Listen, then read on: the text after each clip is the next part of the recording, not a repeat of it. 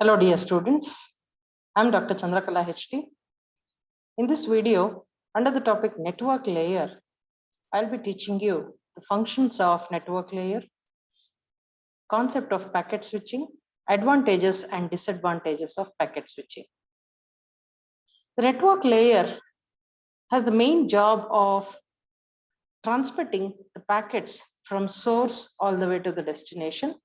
The network layer is the lowest layer in the OSI model, which deals with the end-to-end transmission of packets.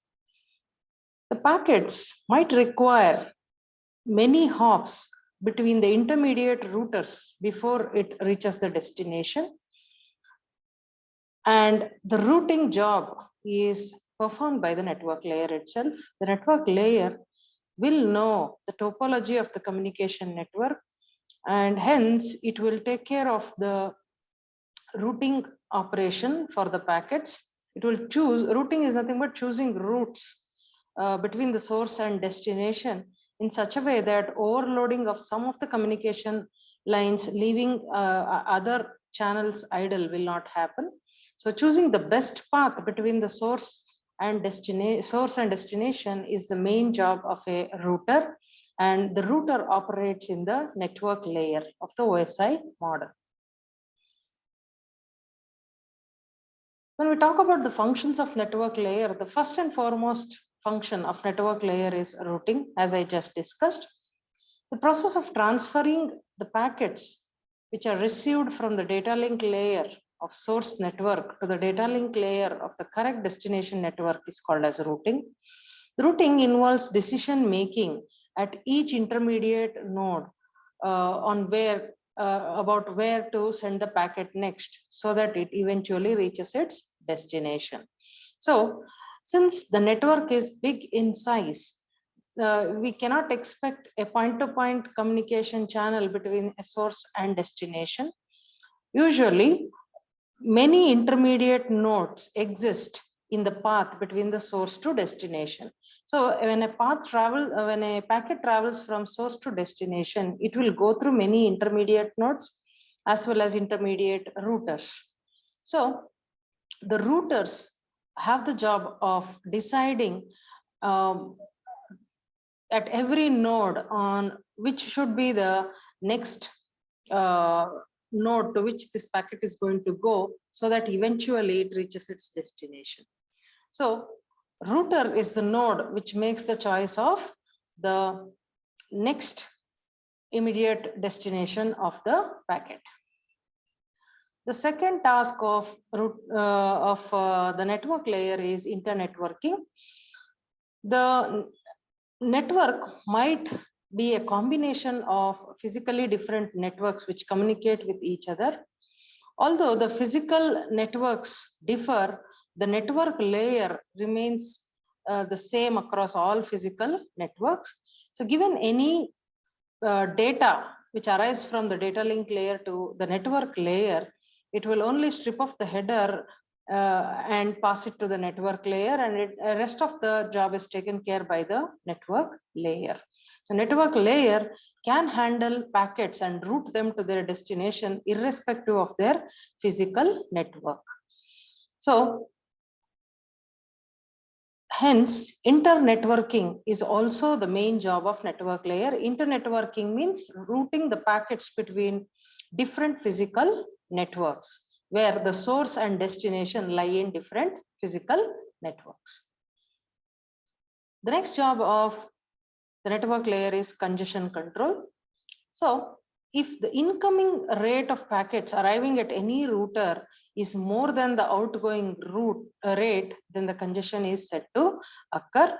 So it means that the router is receiving a packets at a rate in which it cannot handle. Hence, it will start losing the packet.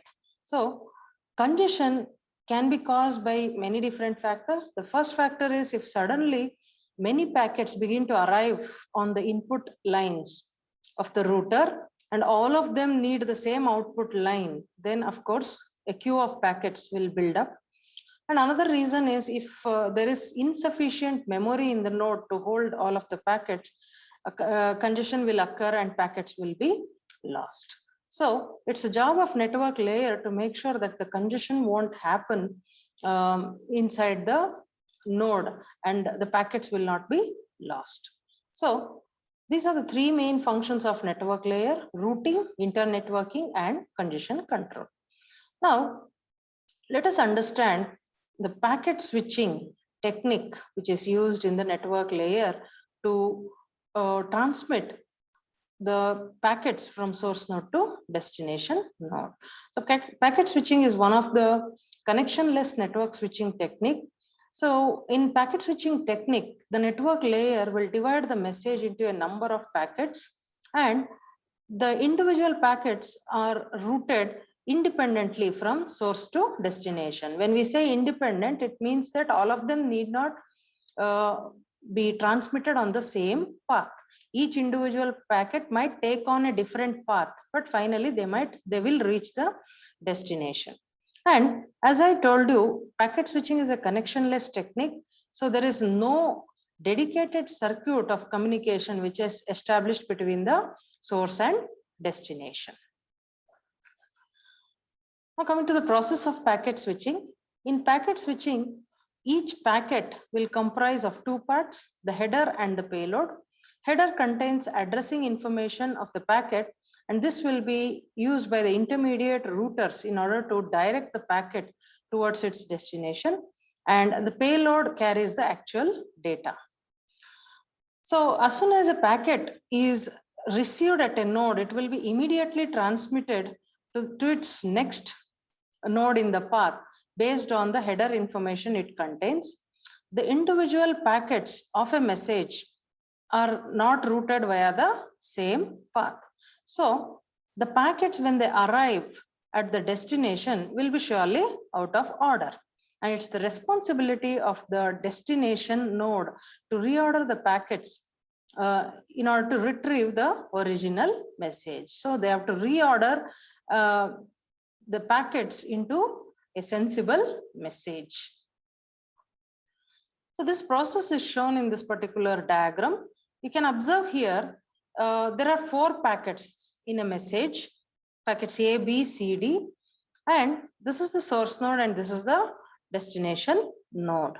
So here you can observe these 4 packets will travel from source to destination in different routes. All of them won't go in the same route. For example, A follows this route and B follows this route, C follows this route, and D follows this route. But finally, all of them reach the receiver node. It's the job of receiver node to rearrange these in the same order as the sender has sent. So here you can observe the sender has sent the packets in the order D, C, B, A, and also the receiver has rearranged them in the order D, C, B, A. So this is how the packet switching technique works in order to transmit packets from sender to receiver. Packet switching means it's nothing but sending the packets by switching them through different nodes which are connected in the network.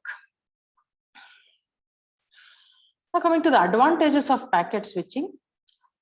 The first advantage of packet switching is delay in the delivery of packets is less in packet switching because packets are sent as soon as they arrive at a node. They are never held in that particular node. And also the switching device need not have a massive storage capacity because it will not hold the data for too much of time. And since all the packets do not follow the same path, even if one or more parts of the network are currently facing any failure, also data delivery can still happen. The packet can follow some alternative path. And simultaneous usage of the same channel by multiple users is also possible. Hence, the bandwidth usage of the network is better in case of packet switching. Coming to the disadvantages of packet switching, this technique is unsuitable for applications which cannot afford any delay in communication. For example, in case of high quality voice calls, So in such examples, in real-time applications, packet switching cannot be used because they can't afford even a small delay in communication.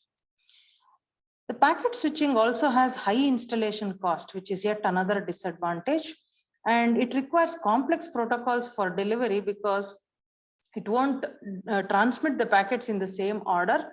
The packets will be received out of order at the receiver. Hence, complex protocols are required to rearrange them, as well as performing routing in terms of different paths, and yet assuring the packets will reach the destination is a complex task. Hence, complex protocols are required. And the network problems might introduce error in packets. So this might also lead to delay in delivery of packets or loss of packets. And this is one disadvantage which can be attributed to a network. No network is foolproof. Whenever network problems occur, the error in packets might occur, delay in delivery of packets might occur, and even loss of packets might occur. Even if one packet out of the entire message is lost, the correctly received packets cannot be properly handled as well. Hence, this is one major drawback of packet switching. So in this video, you learned about the three functions of network layer: routing, internetworking, congestion control. We learned the concept of packet switching, advantages and disadvantages of packet switching. Thank you.